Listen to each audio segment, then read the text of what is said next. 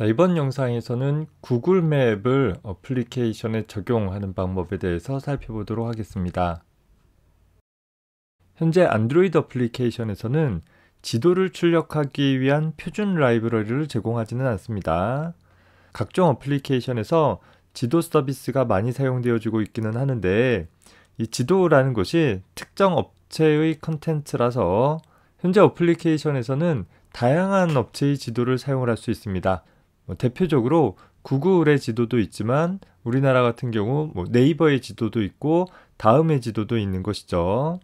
따라서 안드로이드 어플리케이션에서 지도를 이용을 하려면 어느 업체의 지도를 사용을 할 것인지를 먼저 결정을 하고, 그 업체에서 제공하는 지도를 적용을 하기 위해서 필요한 절차들에 따라 프로그래밍을 해주는 일이 필요하게 되어집니다.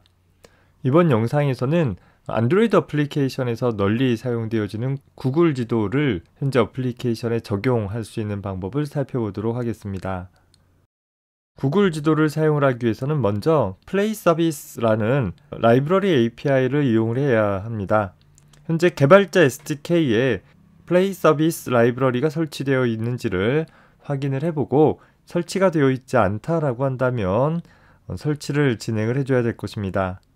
설치 여부를 확인을 하고 또 설치를 하는 방법은 다음과 같은데, 현재 안드로이드 스튜디오의 요 오른쪽 하단 부분에 컨피규어라는 항목이 있죠. 이 컨피규어라는 항목에서 SDK 매니저라는 것을 실행을 해봅니다. 자, 그 중에 현재 Appearance and Behavior라는 항목에 안드로이드 SDK라는 항목이 기본적으로 열려 있고, 현재 시스템에 설치되어 있는 안드로이드 API 버전들을 확인을 해보거나 혹은 추가할 수 있는 화면이죠. 자, 이 상태에서 이 가운데 있는 탭 SDK Tools라는 탭을 선택을 해보면 현재 구글 플레이 서비스라는 항목이 설치가 안 되어 있네요. 그러면 체크 표시로 설치를 해주고, 그리고 나서 OK 버튼 눌러주게 되어지면 설치 과정이 진행이 되어지게 될 것입니다. 피니시 눌러주면 설치가 모두 끝났어요. 자, 먼저 현재 내 어플리케이션에 지도를 표시할 수 있는 방법을 살펴보도록 하겠습니다. 자, 지도를 표시하기 위해서는 현재 안드로이드 스튜디오에서 새로운 프로젝트를 만들 때 우리가 이제까지는 empty activity라는 것을 선택을 했었는데, 간단한 테스트를 위해서 기본적으로 지도가 적용되어져 있는 구글 맵 액티비티라는 것을 이용해 보도록 하겠습니다. 선택하고 Next 눌러주게 되면 현재 이름을 물어보고 있죠. mapex라는 이름을 사용을 해봅시다. 현재 나와 있는 구글 맵 API XML이라는 창에서 보면 이 항목 있죠. 여기 주석 부분에서 구글 맵 API 키를 발급받을 수 있는 URL이 기술이 되고 있습니다. 이 링크를 복사해 가지고서, 자, 현재 구글 API 키를 발급받을 수 있는 URL에 접속을 해보면 물론 구글 계정으로 로그인이 필요할 것입니다. 어플리케이션을 등록할 프로젝트 선택이라는 항목에서 어플리케이션별로 API 키를 따로 관리를 하거나 혹은 하나의 API 키를 가지고서 모든 어플리케이션에서 사용을 할 수 있다라고 하고 있네요. 그래서 필요하다라고 하면 프로젝트를 여러 개 등록해 볼 수도 있기는 합니다. 일단 약관 동의해 줘야 될 것이고, 이메일 수신은 하지 않는 것으로 할게요. 일단 우리는 그냥 하나의 API 키를 발급받아서 진행하는 걸로 해봅시다.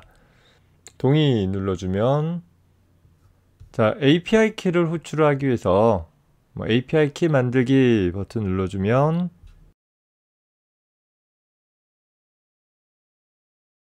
현재 API 키가 여기 발급이 됐을 것이고, 그 발급된 API 키는 옆에 복사 버튼 눌러서 복사를 해줄 수 있을 것입니다. 자, 이 발급되어진 API 키는 현재 원래 화면으로 돌아갔을 때 구글 맵 키라는 항목 부분에 여기 Your Key Here라고 나와 있는 부분 있죠?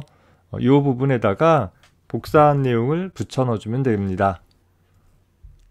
맵 액티비티라는 항목에 가보면 맵 액티비티라는 것은 프래그먼트 액티비티라는 우리가 이제까지 사용하지는 않았던 그런 액티비티로부터 상속받아서 만들어져 있네요. 비슷하게 onCreate라는 함수 안에서 자동 전개하기를 activity_maps.xml이라는 레이아웃 파일로부터 액티비티의 내용을 만들 부분들을 기술을 하고 있는데 만에 가보면 fragment라는 항목을 가지고 있습니다. 우리가 이번 학기에 fragment에 대해서 다루지는 않았었는데 하나의 액티비티 안에 여러 개의 화면을 구성할 수 있도록 해볼 수 있는 그런 개념이기도 합니다. 일단 프래그먼트에 대해서 우리가 잘 모른다 하더라도 당장 지도를 사용을 하는 데에는 큰 문제는 없으리라고 봅니다. 자, 액티비티 코드에 다시 가보면 현재 구글 맵이라는 클래스 객체가 멤버 변수 영역에 생성되어 있는 것을 볼 수 있고 onCreate에서 현재 setContentView에서 전개되어진 이후에 프래그먼트에 지도 설정과 관계되어지는 몇 가지 작업들을 진행을 해주고 있네요. 기존의 액티비티에서는 볼 수 없었으나 새로 보여지는 메서드 중에 하나는 onMapReady라는 메서드가 있어서 이 안에서는 우리 앞서서 생성한 참조 변수 mmap이라는 부분에 onMapReady의 매개 변수로 전달받은 구글 맵 객체를 설정해주고 그 밖에 몇 가지 처리 작업들을 수행을 해주고 있습니다. 자, 이 메서드는 지도 관련한 초기화 작업들을 수행을 해주는 콜백 메서드로서 지도상에 마커나 선을 추가하거나 혹은 카메라, 즉 뷰포인트를 이동할 수 있도록 해줄 수도 있습니다. 기본적으로 현재 시드니의 위경도 값을 기반으로 해서 시드니 근처에 마커를 하나 설정할 수 있도록 구성을 했고 화면 카메라의 위치를 그 근처로 이동할 수 있도록 설정을 해놓고 있는 것입니다. 자, 프로그램을 실행을 해보면 자, 지도가 호주 시드니 근처로 마커가 설정이 되어져 있는 것을 살펴볼 수 있습니다. 시드니가 아니라 우리 주변으로 한번 마커를 이동시켜 보도록 해봅시다. 자, 현재 구글 사이트에 가서 google.com 밑에 maps라는 경로명 써주게 되어지면 구글 지도가 나오는데 자, 검색창이 나오죠. 자, 검색창에 경복궁이라고 입력을 해볼까요? 자, 그러면 경복궁의 대표 지점이 마크가 되어진 것을 볼 수 있어요. 여러분들이 원하는 장소를 검색을 했다라고 하면 이 부분에서 마우스 오른쪽 버튼 눌러가지고서 이곳이 궁금한가요를 선택을 해주면 현재 위도 경도 값들이 출력이 되는 것을 볼 수 있습니다. 이 값을 클릭해주면 그래서 이 위경도 값을 복사를 해가지고서 사용을 하면 되겠죠. 자, 프로그램으로 다시 돌아왔을 때 우리가 사용하고자 했던 위경도는 이제 복사한 값을 적용을 해볼 수 있을 것입니다. 자, 이 위경도는 시드니가 아니라 경복궁인 거죠. 설정한 위경도에 대한 참조 변수를 경복궁 KB라고 해봅시다. 자, 그래서 현재 KB의 포지션은 타이틀을 경복궁이라고 이름을 붙여주고 역시 카메라를 그쪽으로 이동시켜주는 작업을 수행을 해줘야 되겠죠. 자, 마커라는 것은 지도상의 표식인 것이고 카메라라는 것은 현재 단말기상에 어디를 보여줄 것이냐라는 것을 나타내 주는 것입니다. 마커는 하나 이상 설정되어질 수 있고 또 현재 화면에 모든 마커가 다 보여지지 않을 수 있는 것이죠.